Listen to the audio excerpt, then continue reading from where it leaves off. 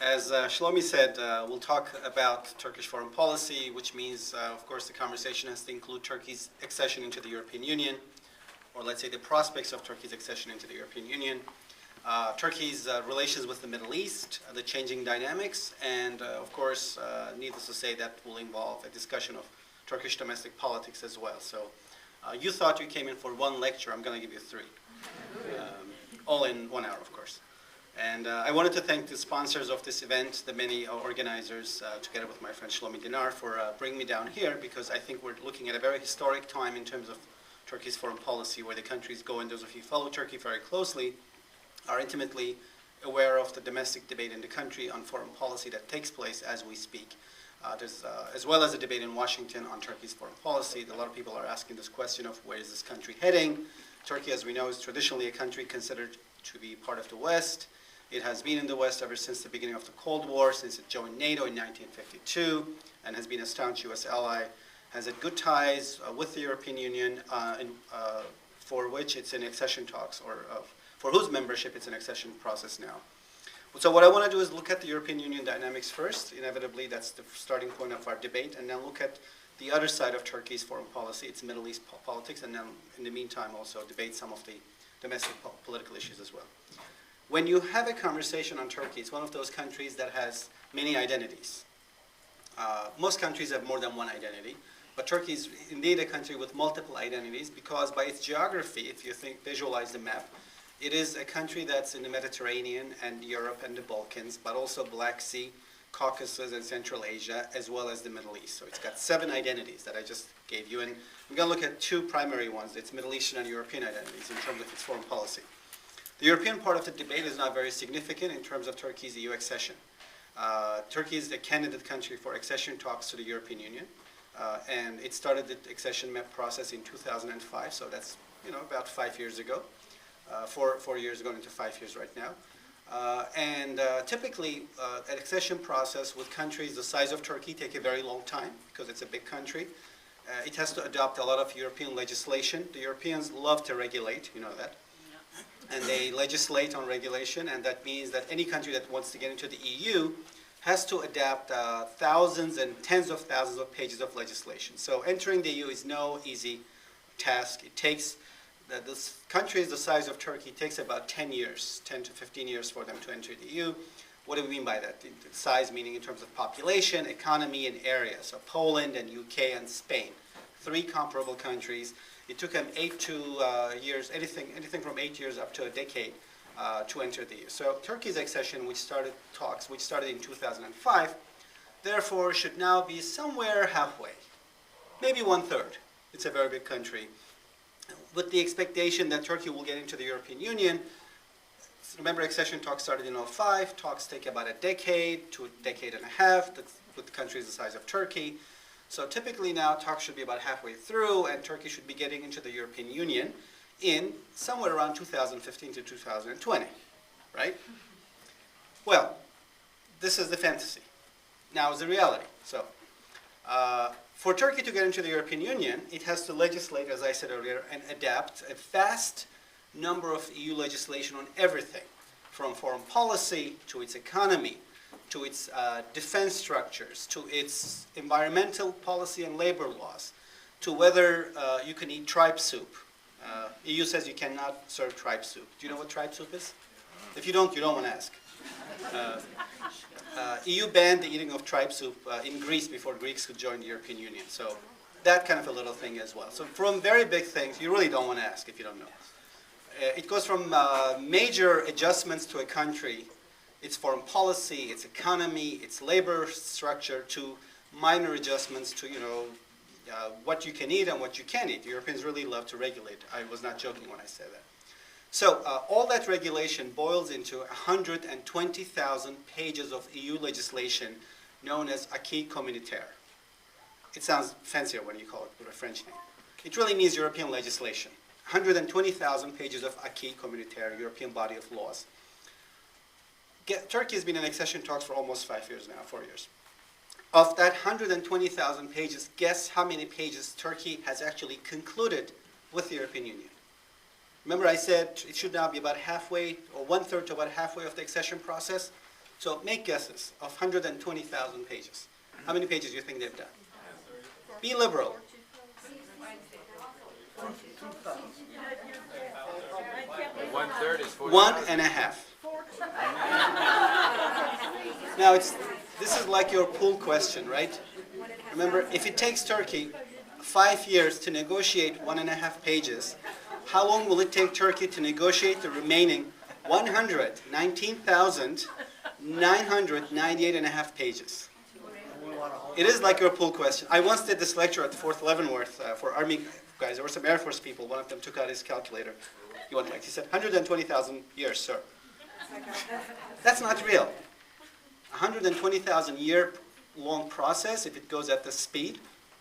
So one part of what is going wrong in Turkey's EU accession process is this, that there is a sense that's building up in Turkey. Obviously people are looking at this and saying, wait a minute, Croatia started the accession talks at the same time with Turkey. Croatia is a great country. They deserve to be in the EU. I've been there, speak their language. Definitely on par with the process. And they are destined to enter the EU sometime around 2011, 2012. People are looking at that, and people are looking at the slowness of the process, and they're saying, obviously something is fundamentally wrong in the way the accession process is not moving. So that's the question I want to look at. The debate in Europe and the debate in Turkey, and why Turkey's accession, which looked like a done deal 5 years ago, is now more and more like a fantasy because of the slowness of the process. The biggest problem in Europe is a country which starts with France. The French are vehemently against Turkey's EU accession, and that's primarily because the French president, Nicolas Sarkozy, is against Turkey's EU accession. He thinks that there's no room for Turkey in Europe. Those are his personal beliefs, but he's kind of brought this into French government policy as well. He objects to Turkey's EU accession categorically. He says, that's it, there's no room for this country in Europe.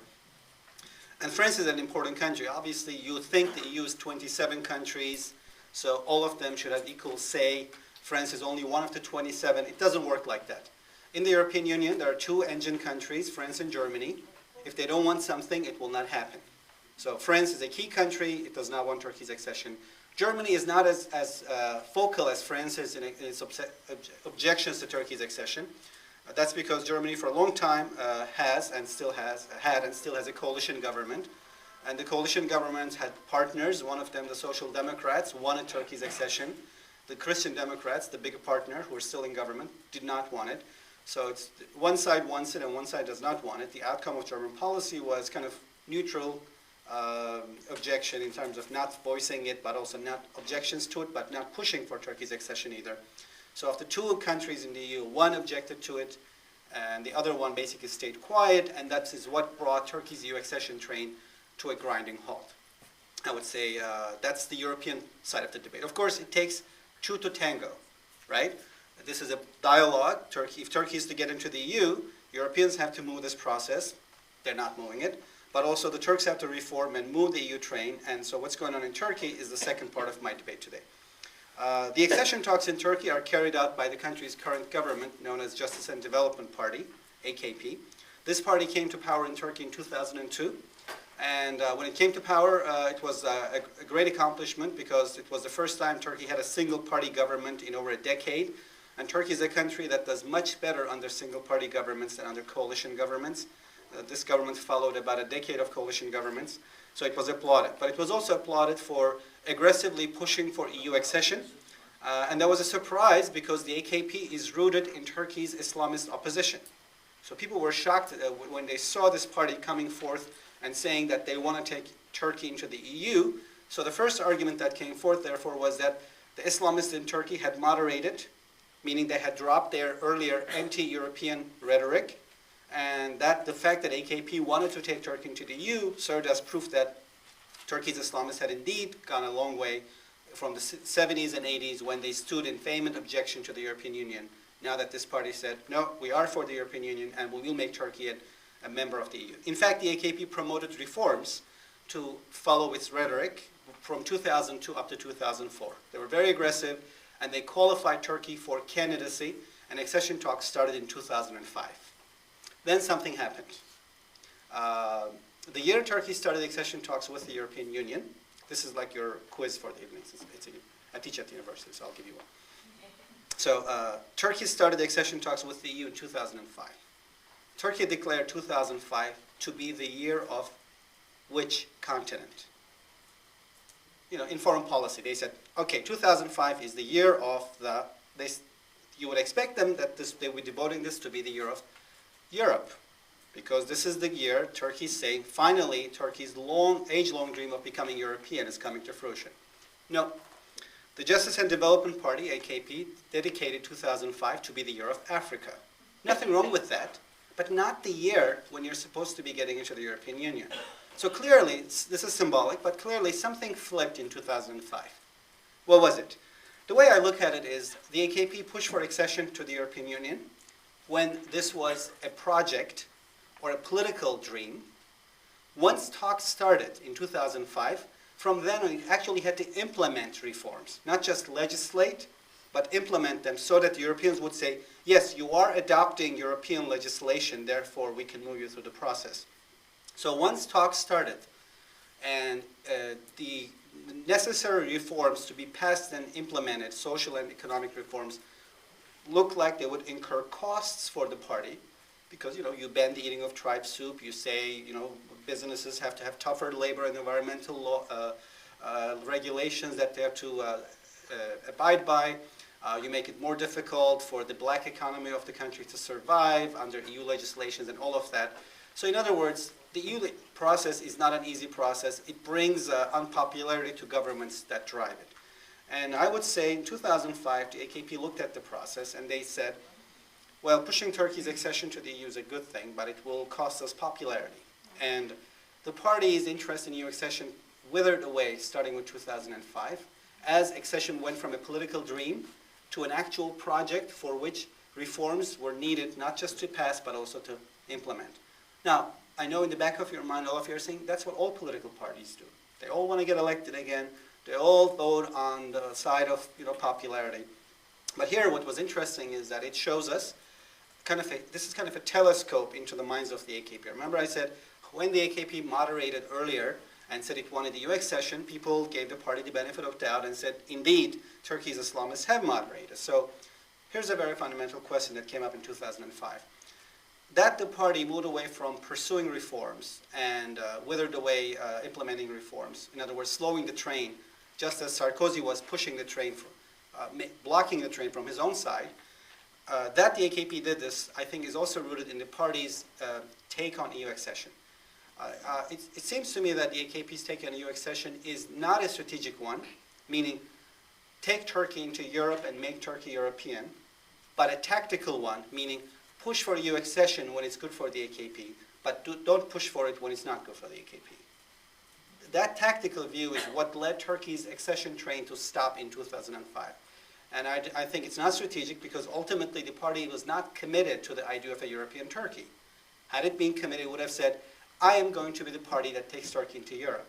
In the beginning, that means I will lose some popularity, but in the end, I will get the prize goal of EU accession that will make me so popular. So in long term, this would have made them popular, but short-term calculations and this tactical view of seeing accession as a tool for the party and not as a target for Turkey. The strategic goal would have required this to be set as a target for Turkey. That helped stop Turkey's EU train. So Sarkozy and I would say the AKP is withering away or loss of appetite in the process in 2005. Where we are today, therefore, is, to use an analogy, if Turkey's accession talks to the EU is a train, the train is on tracks. It's not being derailed because there is an actual process, but it's not moving. And it's not moving because, as we said, there are problems on both sides. It takes two to tango. There's a joke about trains in the Soviet Union. I'll finish with that and I'll move into Turkey and Middle East. And this really encapsulates Turkey's accession process. The joke goes that under Lenin, the founder of the Soviet Union and the dictator, that trains in the Soviet Union moved because the working class got off the train, the party sat on the train, and the working class pushed really hard and they sweated, but the trains moved. Under Stalin, the really bad dictator, that's redundant, right?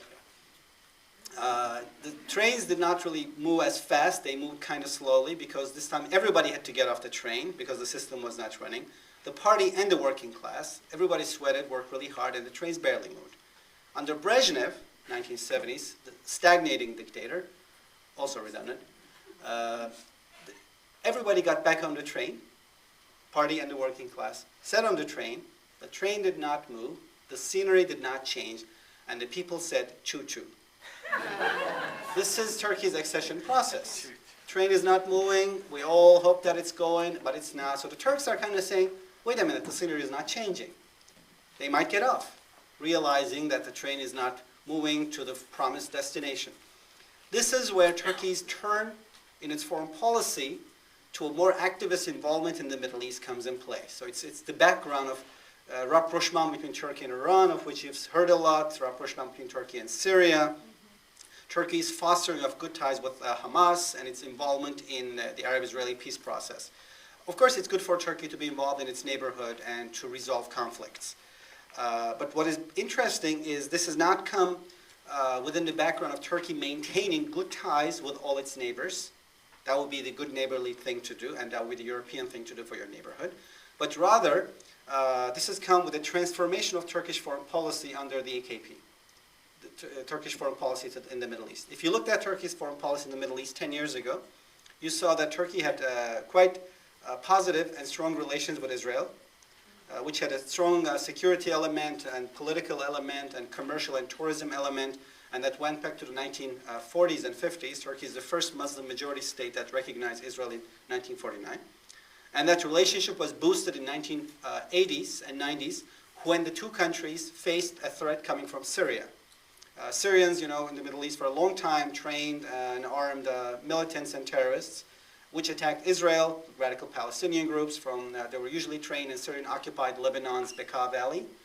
And in the 1990s and 80s, Syria has also trained members of the PKK, also a terrorist group, that conducted its training and arming in Syria and Lebanon, Syrian-occupied Lebanon, to attack Turkey. Kurdistan.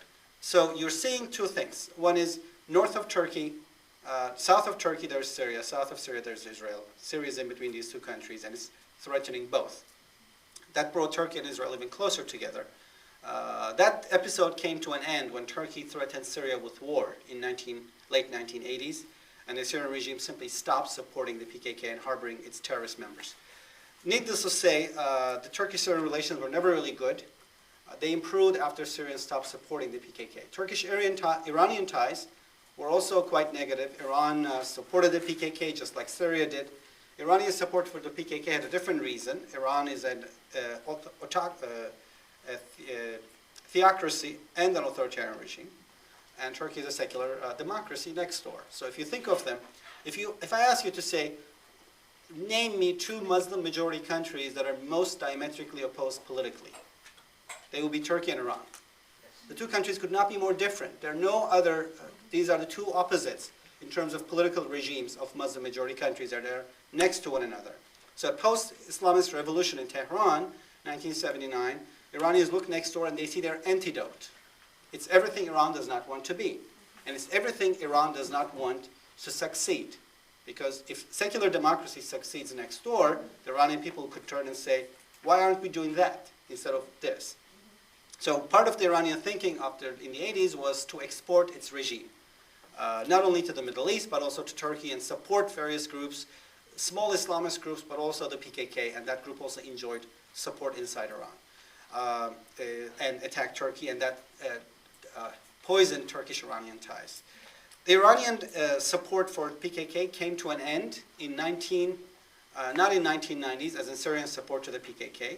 Remember, Turkey threatened Syria with war, but in 2003, more exactly with the beginning of the Iraq War. This is how the Iraq War really changed the region. So now that there is U.S. military in Iraq in 2003, which is to the west of Iran, here, the microphone is Iran, this is Iraq.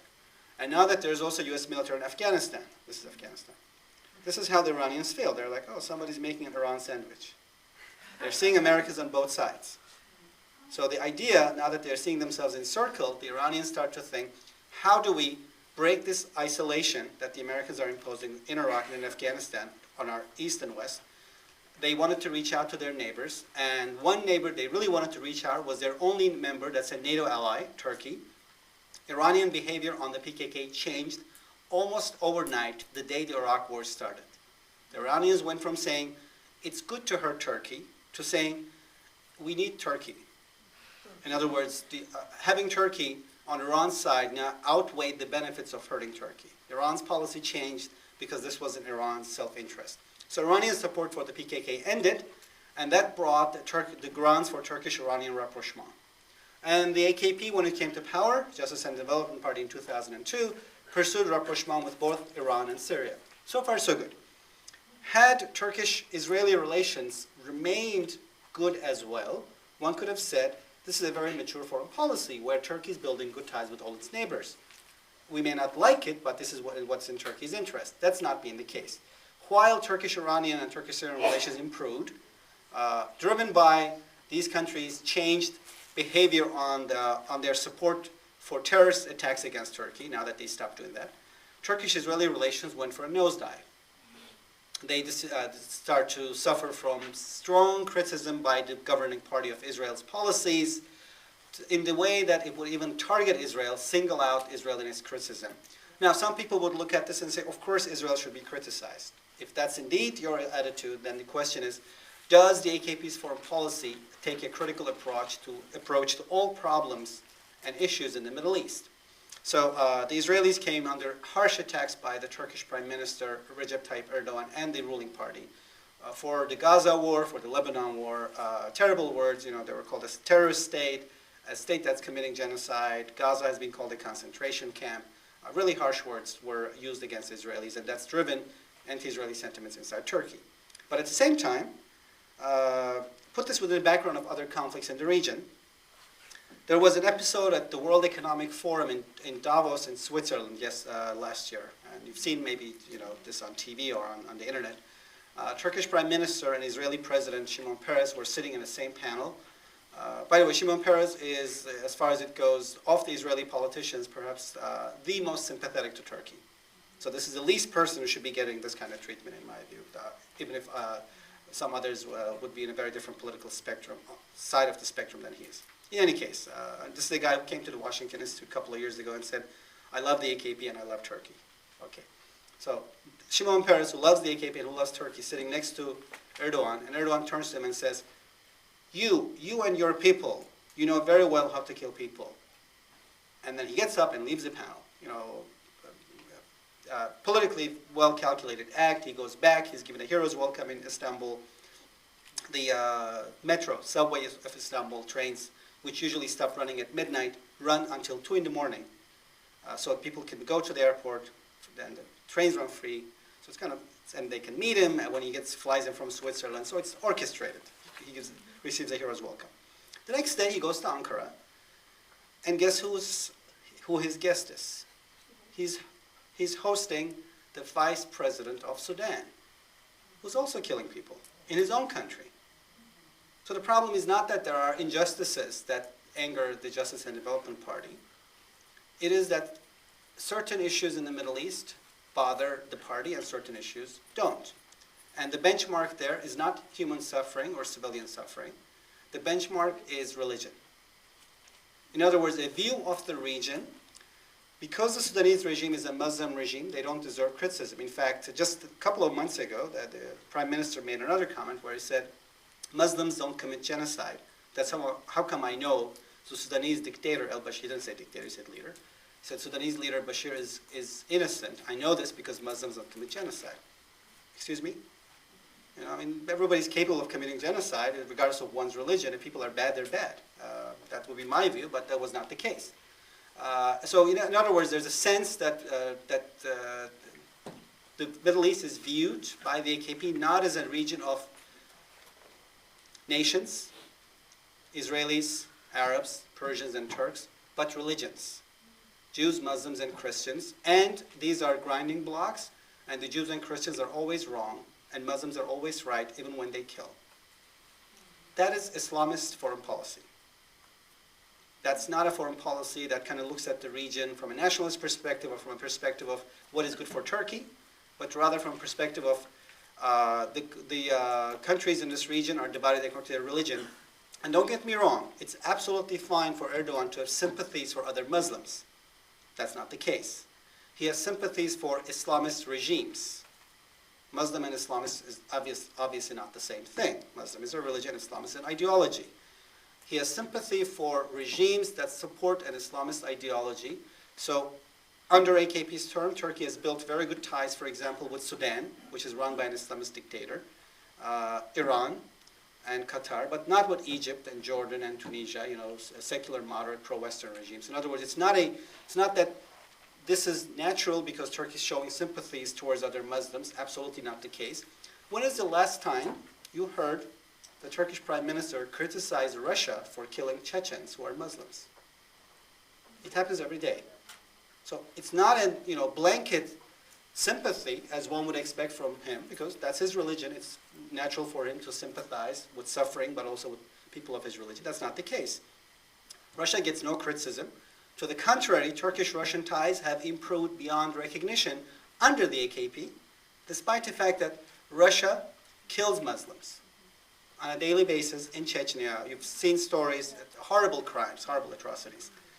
Turkey and Russia, in fact, had very bad, poor ties, and this is the ending part of the presentation. Now I bring you the third aspect of Turkey's identity, Caucasus and Central Asia and Black Sea. Turkey and Russia had quite negative ties until the coming to power of the Justice and Development Party. Part of that is because the two countries had always been hostile empires, the Ottoman Empire and the Russian Empire. They fought for control of the Caucasus, the Black Sea, the Balkans. Ever since Turkey and the Ottoman Empire established land contact in 1490s under Sultan Mehmed II, they fought 19 wars from then on until World War I. And guess who started all these wars? You get only one answer. The Russians. So Turkish view of Russia, therefore, was a very hostile one, because this is the country that attacked Turkey 19 times, unprovoked. Russia attacked Turkey 19 times, unprovoked, from 1490s up to 1920s. And each time they attacked, they got territory. So comes the end of the Russian Empire, Russia becomes communist, and now Russia is seen as a communist threat to Turkey. That's why Turks never became communist, because it meant becoming Russian. You can only imagine how, against communism Turkey would be, and it was. And Turkish-Russian relations remained negative during the war, Cold War as well, until the coming to power of the Justice and Development Party. Turkish-Russian relations have boomed and flourished under the AKP. Russia today is Turkey's #1 trading partner. It has very close political ties with Turkey. The two countries work closely on a lot of pipeline security and energy issues. In other words, the Russian example shows us two things. One, that in a significant departure from the past, when Turkey's foreign policy was guided by a notion of shared values with the West, that doesn't seem to be a pattern under the AKP. Rather than acting on the basis of shared values, now there are two things that are driving it. One is making good friends with Islamist regimes in the Middle East, not with Muslims, with Islamist regimes. Remember, the same regimes are oppressing Muslims. In Iran, after the elections, when the Iranian leadership went after the demonstrators, they were beating up other Muslims. One should be offended by that. The AKP went out and congratulated Ahmadinejad.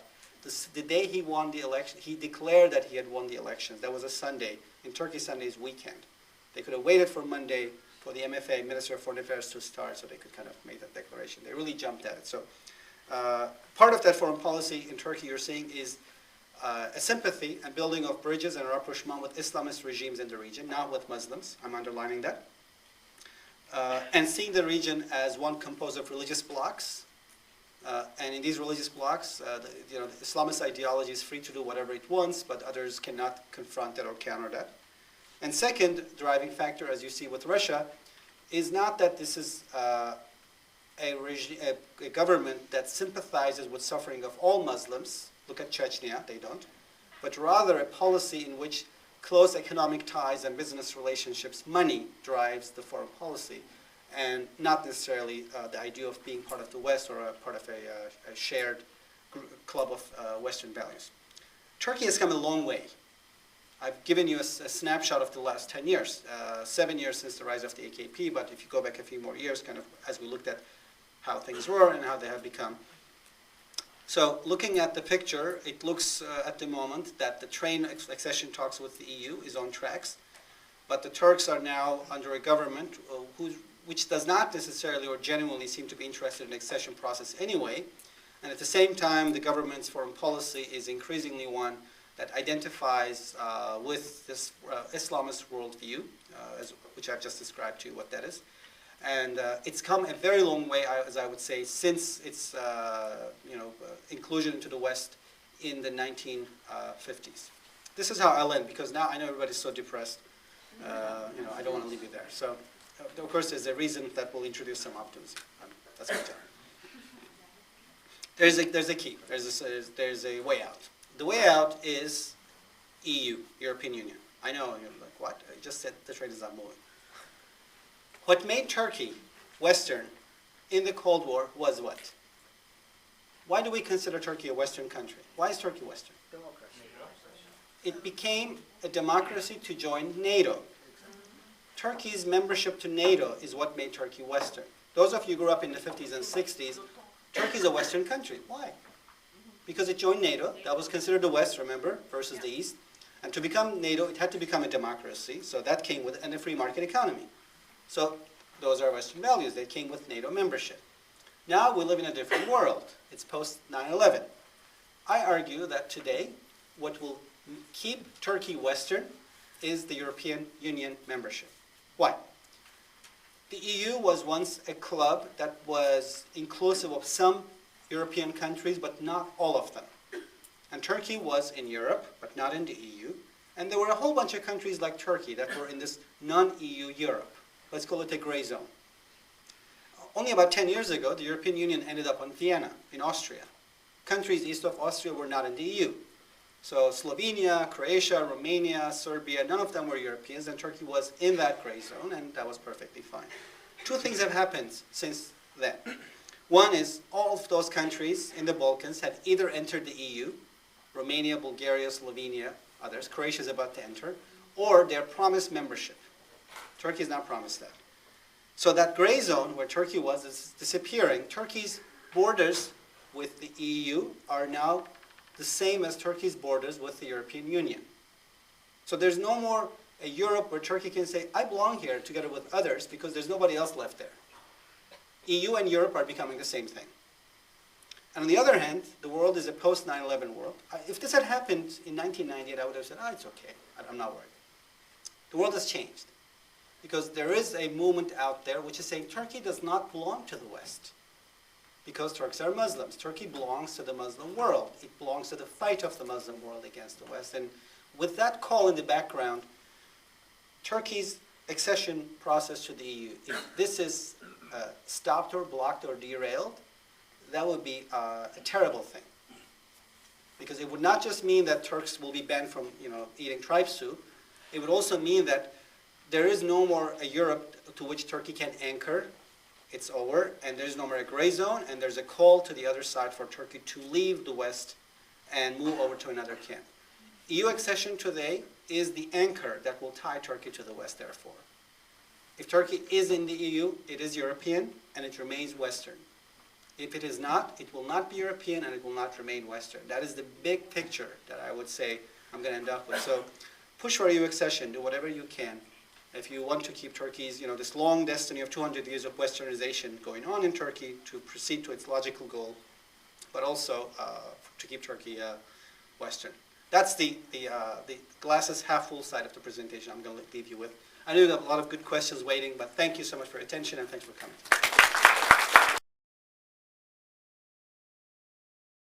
I have just one question. I mean, again, knowing that the AKP is obviously has some, your opinion that feels that its intentions to join the EU are not really legitimate, they're not sincere. Do you feel that there's anything they could do to actually derail that train? That there's any movement possibility? No, because if you think that EU accession has given the AKP a lot of cachet and respect in the West, because if the party is pushing for EU accession, it cannot be Islamist. So long as the AKP maintains that, it's good for its PR image. And I think it will be against the AKP's own interests to derail the EU process, even though the train is not moving. They won't get off the train. Because it would only be confirmation of the assessment that the party does not really want the EU. It's not sincere about it. So the policy side of the debate is different than the politics side of it. But I've given you the policy side. This is how I see it. But politically speaking, I don't think this is something they would do because they rather keep that image of the party that pushes for Turkey's EU accession, which therefore cannot be Islamist brand. It's a long name, but it's a nice brand that has really been out there. And honestly, it was a legitimate brand for a long time because the AKP indeed pushed for EU accession, as I said, until 2005. But once it became a burdensome task where reforms had to be implemented and more passed, that's when I think they dropped interest in the process. So I expect them to stay on board the train. Thank you. There was a question from the lady in the red, please, go ahead. Yes, we have a major military base in Turkey, northern Turkey, if I recall. Southern Turkey, Incirlik. Right. Pardon? It's in southern Turkey. It's called Incirlik. Yes. Okay, I was totally Sure. northern, okay. How does that impact politically on the United States and the relationship with Turkey? Because this is an important base and has been for many years, correct? Sure. This base is called Incirlik. It's a very important base because if you've been pilots or know aviation stuff, this is a base apparently to which planes can land any time of the day and any kind of plane. So, because of the way the runways are located, it doesn't matter wind, rain, shine, clouds. It's open 24 hours. There are very few bases in the world. It's because of its geographic location and its topography. It's just an excellent base. And it sits right next to the Mediterranean and the Middle East. So about 70% of the cargo that goes to Afghanistan and Iraq, for example, goes through this base. That means you want to take troops out of Afghanistan, Iraq, you've got to use Incirlik. You want to send troops to Afghanistan, you've got to use Incirlik, which makes Turkey a very important country. So when we think of why Turkey is important, it's not just a good base, it's a base that's strategically speaking substantially important for the United States. Of course, Turkey's membership to NATO remains. It's a fact out there.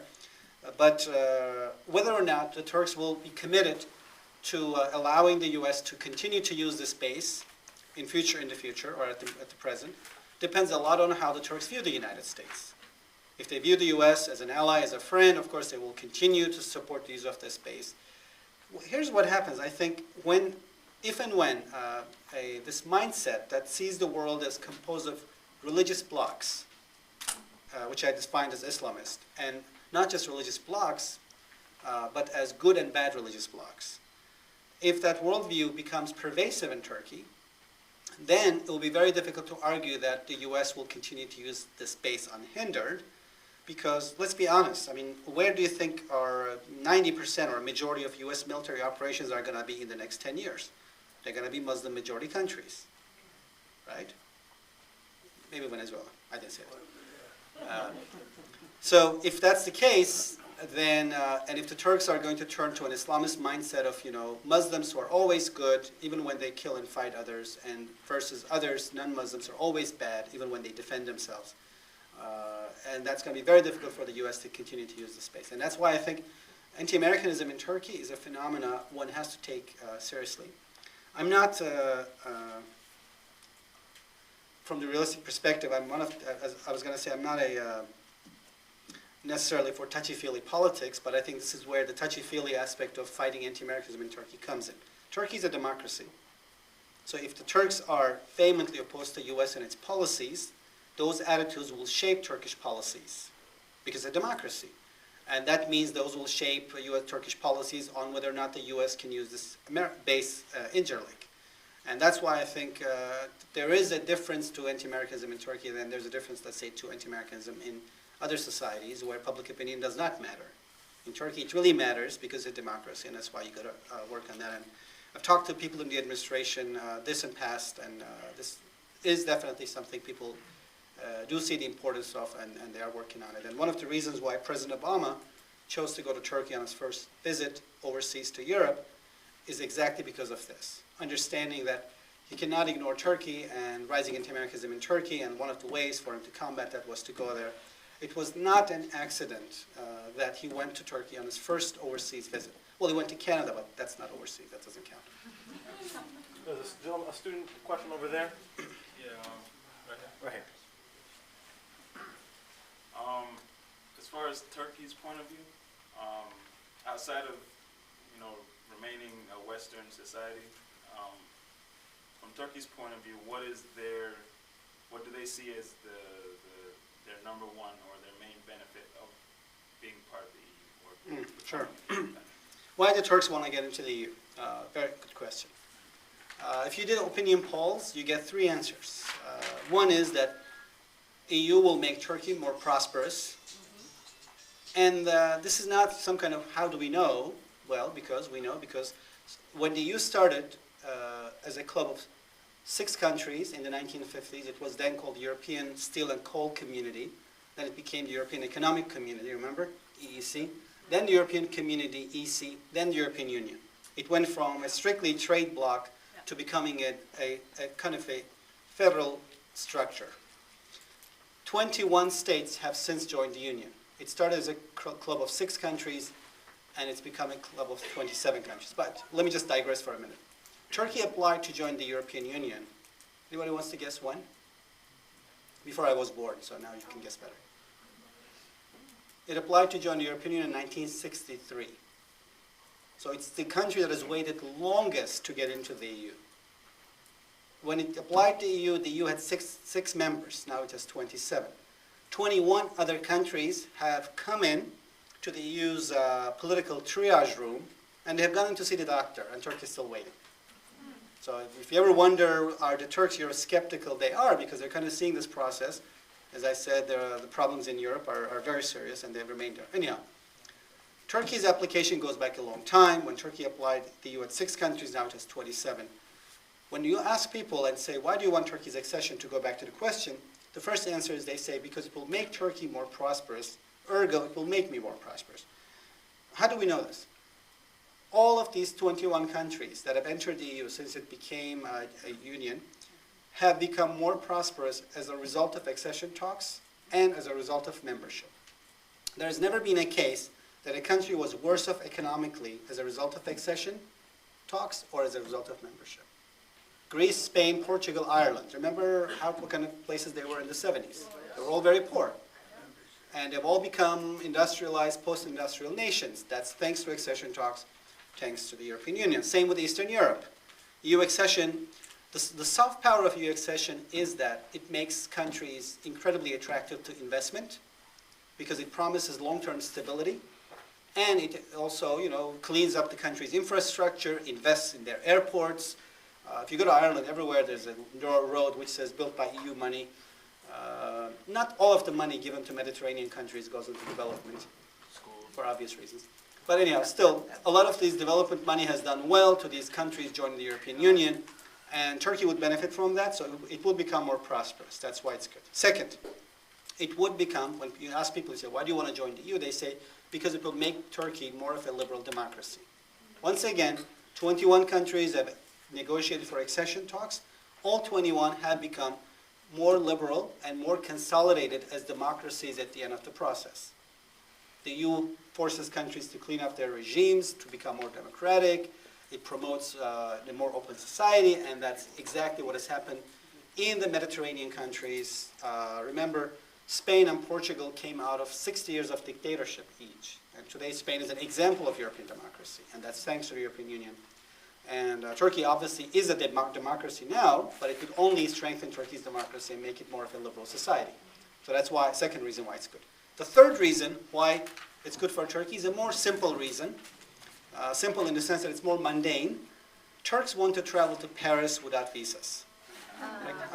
Kind of kills the romance out of your honeymoon if you have to go and line up in front of the French embassy to get a visa to go to France and you wait for 2 weeks, right? So it's about becoming part of Europe, practically becoming part of Europe. And this is a real reason that comes up. When you do opinion polls and you say, why do you want to get into the EU? They say, it will make Turkey more prosperous, better democracy, and I can travel anywhere I want because that comes with the benefits of EU accession. Go ahead, Irving. Would you say that would be the reason members of the European Union will not want Turkey? There are many reasons why members of the European Union do not want Turkey. One reason, obviously, now we can go through all these reasons, and I will give you a very quick list, but then I'll pick one, which I think is one major reason. People say, well, Turkey's geographically outside of Europe. Well, so is Cyprus. Has anybody looked at a map of the Europe lately? Cyprus is to the east and south of Turkey. It's an island that's part of the Middle East by all political considerations. It's 60 miles from Syria and Lebanon. Those are its neighbors. It's in the EU. Geography could have been a test of Europeanness in the 19th century when, cartographers envisioned a smaller Europe. Today it's not. Today's Europe is extended east and south. Malta sits on the African continental shelf. Nobody says it's not European. If you have European values and systems, obviously you join the club. So geography is the weakest link in objections to Turkey. Then comes, of course, Turkey's too poor. Turkey is poorer than the European average, but it's not poorer than European countries, including some current member countries such as Romania, Bulgaria. It's actually wealthier than both, and those countries both became members to the EU in 2007. Turkey's income levels are on par with the Baltics and with Poland and Slovakia and Hungary. So, it's not as wealthy as Luxembourg and Sweden, but it is not poorer than some current member countries. So, relatively speaking, its poverty is not a criteria that can be used against it. Then, of course, comes the bigger reason that Turkey is a very large country. Indeed, it is. It's 70 million inhabitants. The EU is a club of 500 million people. If Turkey joined the EU, even by the end of the next decade, very optimistic calculations, it would be the second largest country in the Union right after Germany. And this, I think, is where the fundamental problem is. I'm a very strong proponent of Turkey's EU accession. You may have felt that. And sometimes I think my persuasion gets me carried away because I believe in this and I say, am I writing dreams? So I do a reality check and I invite a friend at a European embassy out to lunch. And I buy them a lot of wine, like 3 glasses at least. And at the end of the 3rd glass I say, so tell me, why does your country object to Turkey's EU accession? First they go through all these reasons. It's not European geographically. I was like, please, that's not the reason. It's too poor. I was like, that's not the reason. They say, because it is too big. I say, why is the problem that it's too big? They say, well, look, if it became a member to the EU tomorrow, the way the EU works, countries get votes in accordance with their population. The more people a country has, the more votes it has in decision making. It's called weighted voting. So they say, if it becomes a member tomorrow, this is after the 3rd glass of wine usually, they say it will have as many votes as Germany. I say, wait a minute. If you don't have problems with Germany having a lot of votes, what's scary about Turkey having a lot of votes? Because it's a Muslim country. That's the 6,000-pound elephant in the room. Europeans won't admit it, can't admit it. It's a secular continent. Religion doesn't make a difference. But ultimately, it's what it boils down to. Not that it's a Muslim country. It's a big Muslim country. It's huge. If it was 5 million people, it would be tomorrow. And how do we know? There are countries in the Western Balkans which are majority Muslim, like Turkey, Albania, Kosovo, or with large Muslim pluralities, Bosnia, Macedonia. They will all join the EU before Turkey. Why? And because if you add all of them, the countries in the Western Balkans, there's about 7 of them, Kosovo, Serbia, Montenegro, Croatia, Bosnia, Albania, all of them collectively have fewer Muslims than does France. So, kind of in the way the Europeans look at this will be a symbolic gesture, but Turkey is where it really comes into the debate of, are the Europeans comfortable with the idea of having a very large, powerful, economically growing Muslim country as a key decision maker? And most European politicians are not ready yet. So I think the debate on Turkey's accession, as much as there's an internal Turkish dynamic to it, there's also an internal European dynamic to it. It requires leaders in Europe who are willing to lead public opinion, who are willing to say, if we are truly a multi-ethnic and multi-religious continent, if there's indeed room on this continent for those who are not Christians, Turkey's accession is the test of this. And that process has to move forward. It doesn't mean that Turkey should be given membership on automatic pilot. It still has to reform, but the process has to move forward, and it's not moving forward. As I said, a lot of the talks are almost stalled. So I think that's part of the European view of Turkey's accession. But I really want to zoom on your question, and then we'll do a couple more and finish up. The fear of Europeans in the bureaucracy is this: Turks will be very powerful. And I say, if you're not scared of Germans being powerful, why are you scared of Turks being powerful? What's different? And we have the answer. The other is the common people on the streets fear massive Turkish migration. It's a big country, and so many people will migrate, and can Europe put up with that? Hypothetically speaking, one would expect, and one should expect, that if Turks have visa-free travel into Europe, a lot of them will go and settle. That's hypothetically speaking. But once again, we're doing this in a comparative way, right? This is all comparative. What has happened in the past, in the case of countries with large populations, poorer than European average, have we seen massive amounts of migration from those countries into the European Union? No. Let's look at examples again. Poland, Spain, both large. They were both much poorer than the European average at the time of their accession. When it joined the European Union, Spain's income levels, when it started the accession talks to the European Union rather, Spain's income levels were on par with Turkey's income levels when Turkey started the accession talks with the EU. So Turkey is now as poor as Spain was when Spain was getting into the EU. Spain had a large population, lots of farmers, they lived on sustenance farming. We all know, ultimately people want to live where they're born, right? If they're given equal opportunities. Second, let's be honest. If you had a chance between living on the Mediterranean and eating good food or living in Hamburg, which one would you pick? The Turkish view of the accession is not that they're going to all pack up and move in millions into the European Union. It is that if accession talks, as has been the case in the past, will make Turkey more prosperous during the process, the reason for them to pack up and move to Europe will largely disappear, as it happened in the case of Spain. But even if those reasons entirely don't disappear, because Turkey is not going to catch up with the European Union income levels in 10 years, it won't happen, but it will come closer. So people will have more reason to stay where they are and enjoy the Mediterranean food and weather. But even then, let's say accession happened and tomorrow Turks are able to travel inside Europe freely. Will they still pack up and move? Use the Spanish example again. When Spain became a member, the fear was that millions of Spanish would sell their olive groves and move to Germany and France, and that would just overwhelm those countries, their infrastructure, and a lot of objections were raised on Spain's accession. That did not happen, because if you think about labor and capital and how fast they move, which one moves faster? You guys are all students and scholars here. Capital moves faster. Capital moves, on a keyboard. Labor has to pack, sell the olive grove, say goodbye and cry and leave. It's a long process. Spanish farmers did not move to Germany. German jobs went to Spain. And Polish farmers did not move into France, not in millions as expected, but they stayed where they are because jobs went to them. And I think this will be the case of Turkey. So the fear of massive Turkish migration into Europe is ungrounded. There will be some Turkish migration into Europe, a few million people here and there, but not all 70 million. Ultimately, people like to stay where they're born, if they're given opportunities where they're born. I think that's the promise of EU accession, of making this more of a liberal democracy and more of a prosperous place. Let me take a question from a student right here in the front. Sure. And then we'll go back to the community. What is your opinion on the role that the Kurds are playing on the delayed accession process of the EU? My opinion on the Kurds are playing On the role that the Kurds are playing on the delayed accession process in the EU?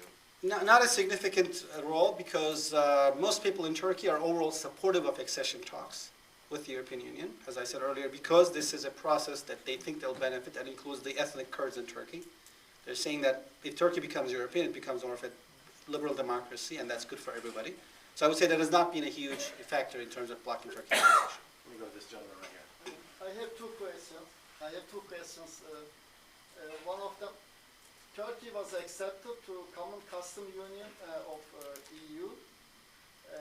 What is your opinion for this situation? Is Turkey benefiting of being the member of this custom union, or it is harming? The second question, as you know, northern Cyprus and southern Cyprus are not settled border-wise. How come they become the members of the EU if Turkey is accepted to the EU? still they are having the All right, problem. let me start with the second part, the Cyprus question. Obviously, Cyprus is a divided island. The Greek majority part of the island became a member to the EU. The Turkish part is not in the Union. It's quite a weird situation for the EU. Because technically, the EU says the whole island is in the Union, but only two-thirds of it, the Greek part of it is, the Turkish part is not. And the EU might have unwillingly become a partner to the Cyprus conflict by letting one of the warring sides on the island into the Union before the settling of the conflict. And in fact, there was an opportunity for this conflict to be settled in 2004, just before Cyprus, the Greek Cypriots became a member to the EU.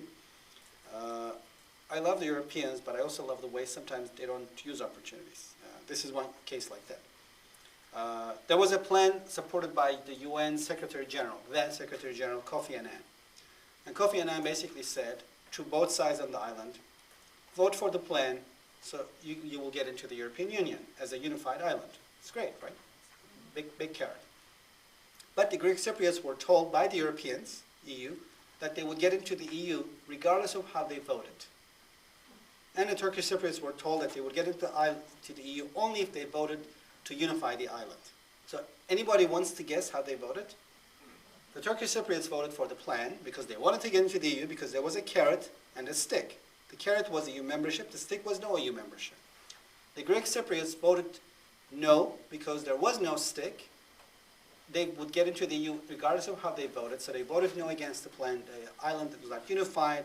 And I would say that issue has become a problem that the EU has inherited. Now, typically, oftentimes, if you read analysis of Turkey's EU accession, you're going to see the Cyprus issue because the Greek Cypriots, who are members to the club, are blocking Turkey's accession.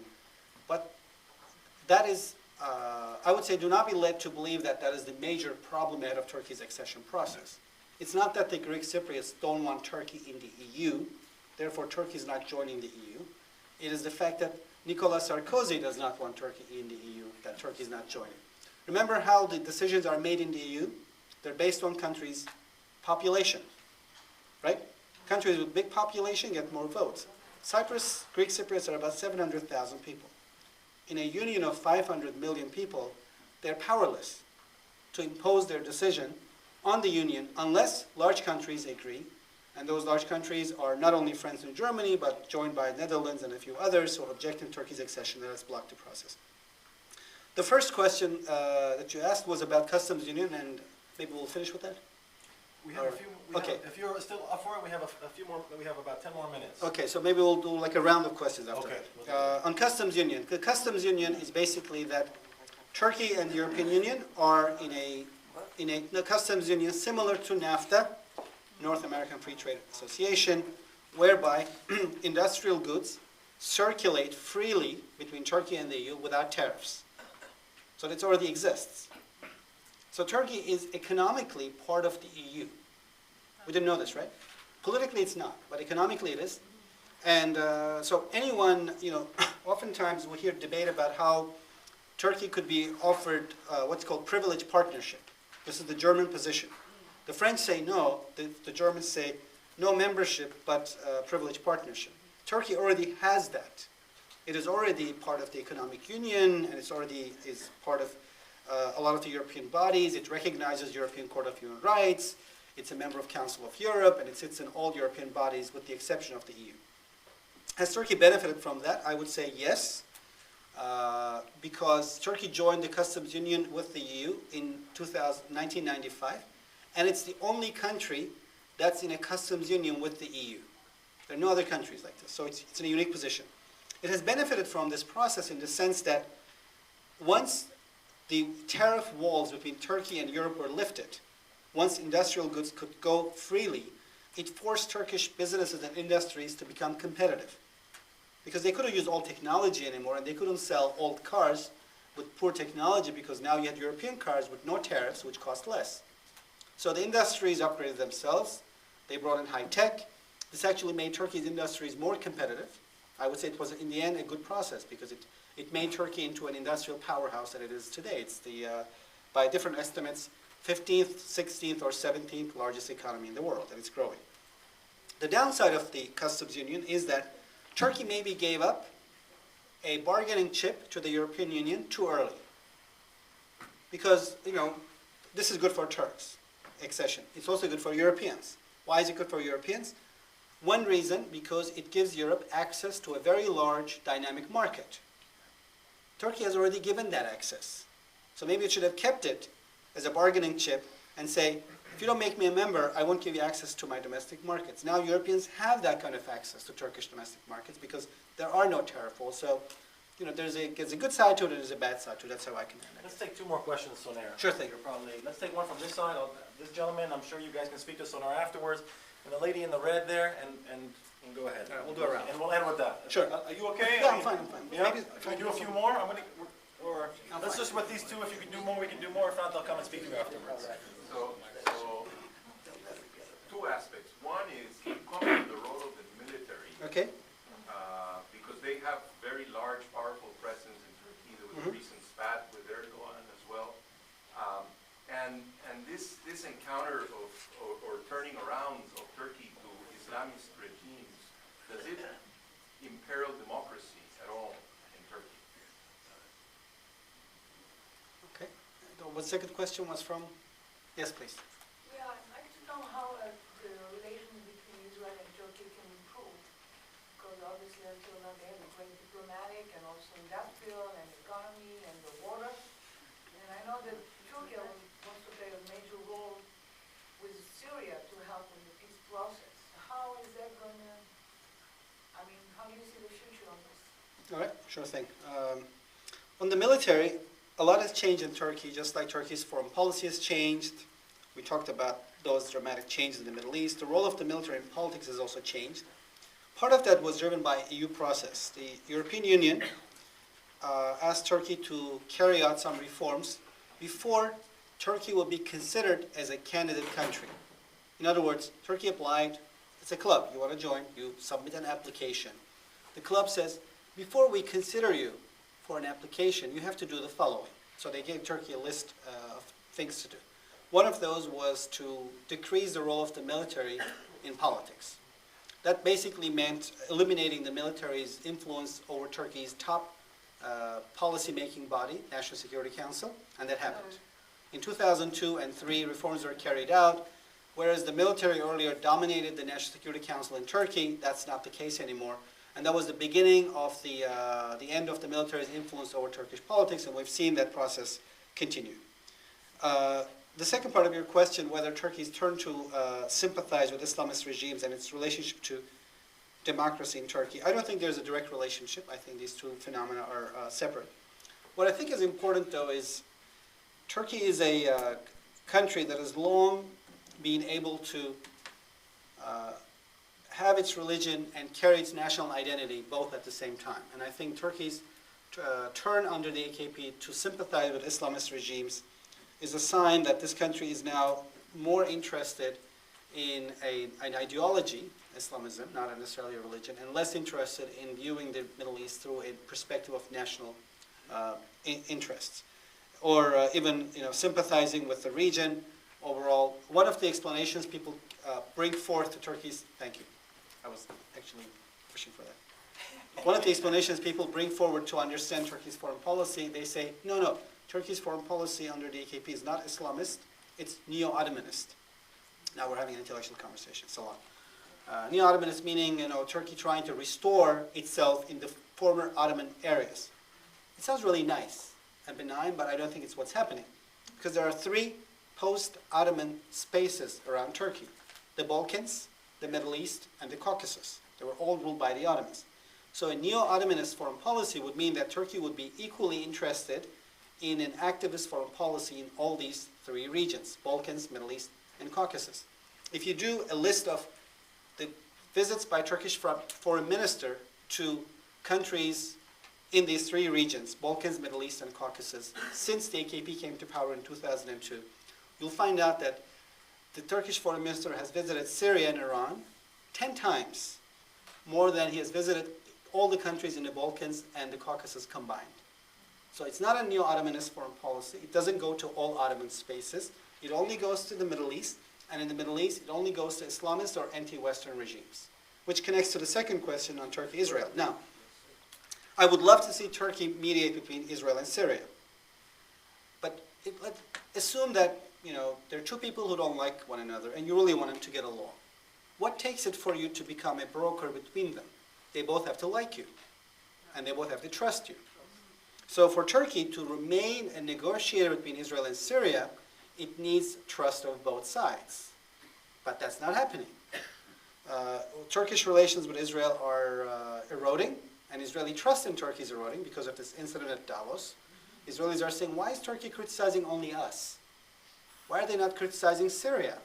It's not a democratic regime. It oppresses its own people. To the contrary, they are building close economic, political, military security ties with Syria. So I think Turkish trust, the problem with Turkey's foreign policy, there are two issues. One, that I don't think it's neo-Ottomanist. I think it focuses disproportionately on rapprochement with Islamist and anti-Western regimes.